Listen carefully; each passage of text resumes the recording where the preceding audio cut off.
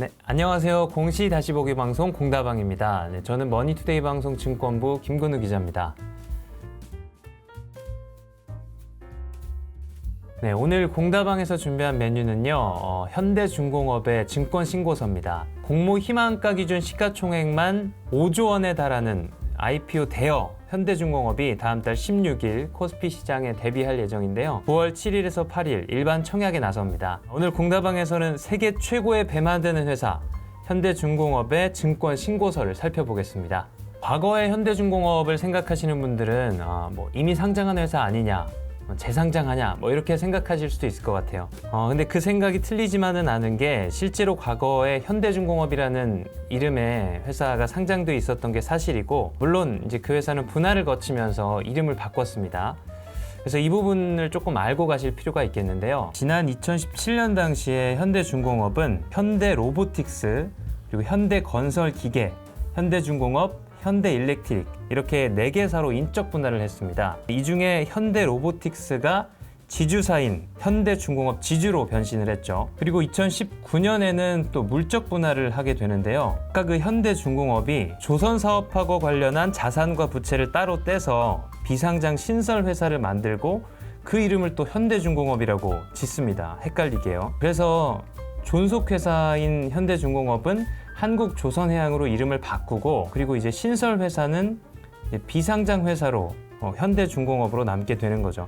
당시에 이제 물적 분할로 회사가 떨어져 나왔기 때문에 존속법인인 한국조선해양이 신설법인 현대중공업의 지분을 100% 다 가지고 있습니다. 비상장 신설회사라고는 하지만 사업부문만 따로 떼낸 회사이기 때문에 사실상 50년 전통의 세계 최고의 조선회사입니다. 1970년 현대건설 산하의 조선사업부로 시작을 해서 지난해까지 세계 52개국 323개 선주사에 총 2,069척을 인도해왔습니다.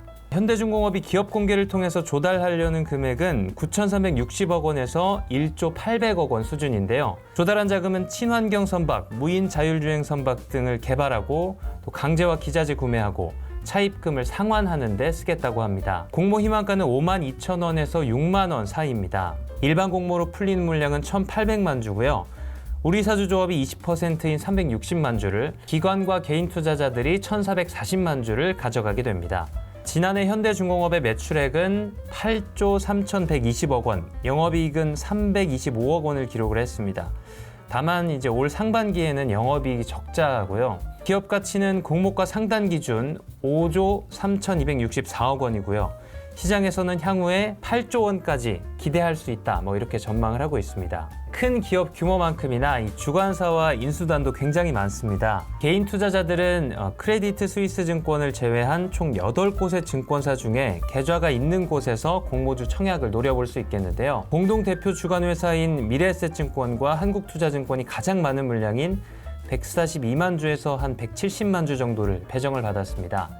그 다음이 이제 공동 주관 회사인 하나금융투자와 KB증권 59만 주에서 71만 주 정도고요. 인수단 중에서는 삼성증권이 제일 많은 20만에서 24만 주 정도를 받았고, 대신증권, DB금융투자, 신영증권도 8만에서 10만 주를 일반 청약 형태로 모집합니다. 세계 1위 조선업체 현대중공업의 전망은 말 그대로 기대와 우려의 공존입니다. 일단 적어도 공모주 고평가 논란은 피해갈 수 있을 것 같은데요. 최근 금융감독원이 기업 공개에 나서는 회사들의 증권 신고서의 정정을 많이 요청하고 있죠. 비교기업 선정이나 또 희망 공모가 범위를 정하는 데 좀 잡음이 있었습니다. 근데 현대중공업은 이 고정자산 비중이 큰 장치산업에서 주로 사용하는 지표인 PBR, 주가 순자산 비율을 비교가치 산정에 적용을 했습니다. 주가를 주당 순자산 가치로 나눈 값인데요. 국내의 유사한 기업으로 이제 삼성중공업의 1.33배, 또 대우조선해양의 1.1배 정도가 있는데, 그보다도 훨씬 낮은 0.77에서 0.87배의 PBR을 적용해서 희망 공모가를 산출을 했습니다. 황어연 신한금융투자 수석연구원은요, 엔진 가치 2조 원, 가시적인 부유식 해상풍력과 그린 수소 사업 진출, 수주 호황기의 생산성이 극대화되는 최다 도크 등을 근거로 꼽으면서 목표 주가를 9만 원으로 제시했습니다. 공모가 상단인 6만 원에서 비교해보면 한 50% 정도 더 상승할 여력이 있다는 건데요. 동종업계 평균 PBR의 10%를 할증 적용했다고 합니다. 반면에 이 현대중공업은요, 현재 한국가스공사와 KOC 등으로부터 45건의 손해배상 소송을 당한 상태입니다. 소송가액이 모두 합치면 5천억 원에 달하는데 사측도 현재로서는 소송의 전망을 예측할 수 없다, 이렇게 명시를 하면서도 충당금을 통해 대비하고 있다는 입장을 전해왔습니다. 대우조선해양 인수도 사실 좀 잘 안 되고 있는데요. 황어연 연구원은 대우조선해양과의 합병이 승인되면 5천에서 7천억 원가량의 매출 성장이 기대된다, 이렇게 밝혔는데, 다만 지난 2019년부터 물적 분할까지 하면서 추진해온 대우조선해양 인수권은 2년 넘게 답보 상태입니다. 공정거래위원회는 지난 5월 양사의 기업 결합 심사에 대해 이제 마무리 단계다, 이렇게 밝힌 적이 있긴 한데, 대선 전국에 들어서면서 대우조선 노동조합뿐만 아니라 정치권과 현 정부에서도 매각 철회를 요구하는 목소리가 나오고 있습니다.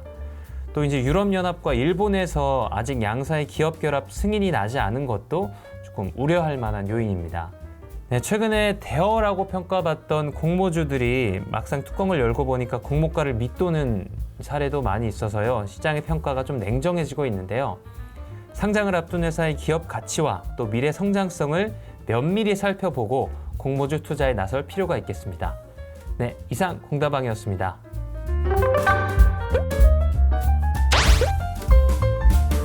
네.